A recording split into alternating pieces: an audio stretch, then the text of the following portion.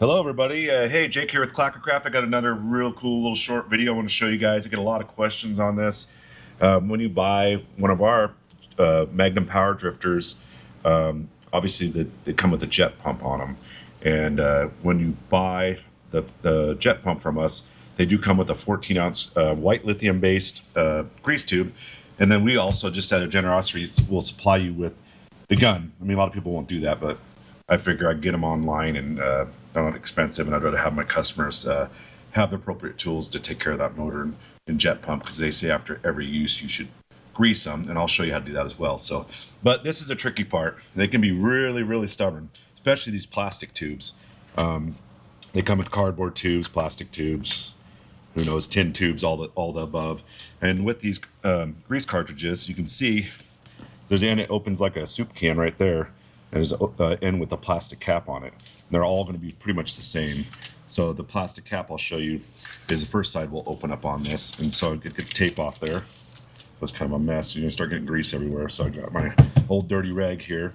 Pop that off, and there you go. There's the grease in there. See it in there, white lithium based grease. I've had a lot of troubles with this, and again, I've had a lot of calls from customers having issues with grease guns, so I'm going to show you how to set one of these up. Even myself over the years, I've had problems, but I figured out a couple little tricks I'd show you. So you can see this is the plunger here. This is what's going to apply pressure to this tube in order for the grease to come out when you pump it. And I'll show you how to load that. But these are pretty sticky. It's rubber right now. So what I do is get just, any screwdriver. You're going to wipe it off. And what I'm going to do is put a little grease on here. It's going to make this slide past this a little easier, because sometimes these will get hung up. And this plunger is going to want to go in. It's spring loaded. So it kind of pushes itself in based off of this tube, hitting this tube. And so what happens is you'll sit there and keep pumping this grease gun, and this plunger won't get past this rim here. It just kind of gets stuck there, and it just pushes itself back. So what I do, that obviously this is a lubricant as well. So again, there's still a little grease out of the tube here. And that. I'll come around that lip there. See, I get in there and just want to get that baby, kind of like an oil filter, I guess. Get it kind of pre-greased so that way it doesn't tear it up. And hopefully we'll get it to slide past the edge of this rim here. So, you could probably do this and maybe I can get it in there, but I figured another trick out too. I'm going to show you. I take a razor blade, and be careful doing this. I don't cut your finger, but I just make little cuts about probably a quarter inch, maybe half inch down here. Every half inch or so. If it's cardboard, it might be a little tougher, and sometimes the cardboard will slide past that a little quicker, or easier, I should say, not quicker. And don't want to go too far. Just kind of, see, I just kind of went around it. Nothing's perfect here. And so making those little cuts are going to allow this kind of flange out a little bit here. So I kind of look at a spot here, realize where that, you can see that plunger's there, kind of envision getting past that, which I figure is going to be right about here on this tube, right about the middle of that little logo there. So I'm going to take this now. You can see I'm just going to watch this. I know the plunger's all the way down. I can feel this tease down all the way. And I'm just going to kind of do, oh, see, I didn't get in there. Got to watch what you're doing there, Jake. Get it in there. I'm going to rotate this. Oh, look at that. You see how it slid past there? It's way past the logo. So now I know this didn't move up. This is in the same spot here, so I can tell I didn't push that thing up. And believe me, it'll push it up if you're not doing what I'm doing here. Sometimes you get lucky. An older grease gun, it'll probably slide up there because it's been well used. So now that I got that past there, what you're going to do is come back here and pull that back. Make sure it locks. This actually locks it. So if I gently, I'll show you what happens. You don't want to push this because you'll launch your grease tube. I'm actually holding it pretty tight there. So hold it back. I kind of pulled it this way a little bit to lock it against that. It'll do it automatically. But now we're basically ready to pull this soup can top off here, I'm going to call it. Pull that off there. And we're doing a new grease gun here, so I'm going to show you how to hook all the rest of the stuff up. Kind of messy here. I'm just going to set that out of the way. And now, so I got that pulled back. Before I put this in, this particular grease gun's got a nice long tube on it, which makes it nice, especially if you had it like some other equipment you're going to use it on. But we're doing it, probably didn't need to be that long, but it's okay. Kind of find these on sale and buy a pack of them at a time for my customers. This particular one's got just a 9/16 Titan. They can be a little tight. Whip yourself in the face like I like to do.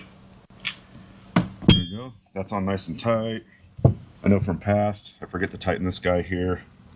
It's brand new, so you just got to make sure everything's tight on these guys. This is just they have different nozzles for these. Like this one comes with like kind of a pressure one, and this is a Zerk fitting tip on this one. You can see it's got a little clip and not a clip on most of your Zerks. There might be some different ones out there I don't know about, but most of your common ones there. And so this is another little trick I do. They got a pressure button here. You'll see as I pump, you can do that. But I actually screw this all the way tight, and then I back it off about a turn. That's the trick, because you're allowing the air to get out of that gun along with that. But some of the older guns didn't have that pressure thing on it. So now I got that done. Like that. I'm going to go ahead and put the pressure to this. This is how you load them. Push that, and then you push this all the way in. So now what's happened is that's all the way forward, and the spring's got pressure now against that. It's not going to squirt out unless I pump this. So, and I'm going to pop this off. I'm just going to go ahead and, same time, I'm going to use actually the pressure thing comes with it, and I can actually feel it now. It has some pressure to it. And so I can feel it's probably doing its job. I'm going to push this a couple times. It's still loose here. See, it's actually coming out already. So I'm going to go ahead and tighten that. I did such a good job, it came out that fast. Tighten that down, and look at that. Got a mess already. That was pretty fast. I swear I didn't practice that one. There you go. I'll tell you, just talking to Justin here has helped me out. He's had a hard time with it. I've had a hard time in the past, and this works every time. So there you go. How to load a grease gun. If you like the videos, please like and subscribe. Give us a call if you have any questions, and real quick, I'll show you as well how to grease a pump. All right, so now here's a medium-sized jet foot that we use on these 6040 Tohatsus. Awesome motor, by the way. This is where you're going to grease a pump. There's an internal bearing in there. There's also on the other side a little breather vent. Some people call and go, Jake, there's oil coming out the other side, but that's meant to be there. It's to let it breathe. And this is why we lubricate this every time, because some water can get down in that bearing. And so if you keep it lubricated, you're not going to have that problem. They used to say every 3 uses, but people would forget. So now they say just do it religiously every use, even if you went out for a couple hours. What happens is the grease goes in this Zerk, circles in that bearing. As it does that, it'll push any little bit of water, liquid, maybe some air in there out of this section here. So it doesn't hurt. The more you pump it, if you want to pump this out till you got a pile of grease, just make certain you could do that. You're just going to burn through your grease, but that's something you could do too. So you can push that clicked right on there. Make sure it's clicked on there. Make sure it's nice and straight.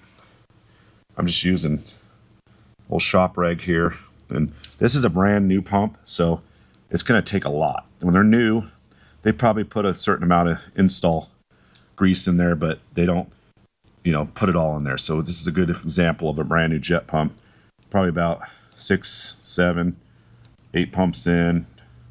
It's going in there. It's just going to make it. There it is. It's coming out nice and thick. So when you use these, they'll come out watery. And if you, once you see that your first use, and maybe I could show you guys that sometimes, they'll come out watery. And, it gets a little thick. You could pump it one more time. If you're kind of making a smacking sound, just keep pumping it, because that means it's probably getting a little air out of there too. Just kind of that gooey sound. But basically, brand new jet pump. It's still taking a little bit more, so I'm going to keep doing it. That means there's probably a little air in there. More I use, it can't hurt it any, but that looks pretty good. That's about another 4 pumps, and I didn't have any space in between the grease coming out. So, and these can be kind of fun to get off, but pop it off. Can't hurt anything. Clean this off the best you can. Obviously, you don't want to pollute the rivers, and this white lithium's not going to hurt too much, but pop that baby back on, and there you go. When you get these brand new, they'll have a little red cap on these. That's just when there's brand new, just to keep dirt and grime getting there. So pop those off and throw them away, and make sure you use the appropriate grease. This is it's not something I recommended. It's something recommended by Outboard Jets, the manufacturer of the pump. There's some different varieties I've talked about over the years, but basically the white lithium is a water resistant grease. So you want to make sure, with anything you're doing, if it's automotive, whatever, use the recommended grease, because it does make a difference for longevity on your product that you may be applying it to. But this certain situation, manufacturer Outboard Jets, they do want you to use the white lithium based grease. So thanks for watching again. Check out all the videos. You guys got any more suggestions? I'm always open. I love showing you guys stuff and trying to teach you what I know, and I don't know everything. So if you got any thoughts, concerns, or ideas for me, hit me up. Again, jake@clackacraft.com. Appreciate you guys watching. So I'm going to add to that little video I just did with you guys on grease. You know, this one just came back from me and water test. It's brand new. We didn't grease it yet, as far as I know. It's still got, obviously got factory grease in there to when they built it from the factory on the jet pump. They obviously put a fair amount in there. And see, sometimes you got to fight these a little bit, but there we go. All right, let me get this untwisted here. I got my twist going on. So basically, again, the grease is going to circulate through the bearing back out this end here. So keep it nice and straight. Start seeing grease out here, coming out right here. That means you don't have it on clipped on all the way. So this being a new jet foot, it's going to take a little bit. But this one we might get a little water out. Just use it. Yeah, see how that's a little different color there? Because the water got in there a little bit. So we're going to go ahead and, it's a good one to show you guys how liquidy it was. I'm just going to pump it until I see nice, pretty, new grease. Why not? We got it here. See, that's kind of gurgling. So you might have an older jet foot you haven't done this with. This being new, it's just going to be like that. I'm just going to keep doing it for the sakes of the video. There we go. You can start seeing it get a fresh color to it. That's the new grease. So we're good to go. So if you haven't done one in a while, which shame on you, but you want to make sure you start getting that back where it looks good and thick and not bubbling like that. We got that water out. This was new. We did, left it like that. Back just to show you guys. So again, another something to check out. You know, you might be a person that never even knew you had to do this, which would be a scary thing, but and maybe the bearing survived, that time, but you want to make sure you obviously grease this bearing in here and keep it. And again, you do have a weep, I guess a weep hole over here for air. It's natural for these bearings. I've had customers call and say, oil's coming out the other side, or grease is coming out the other side. It's going to happen. That's just the way it is. It's got to breathe. So again, there's a little extra update on that video there, and thanks for watching.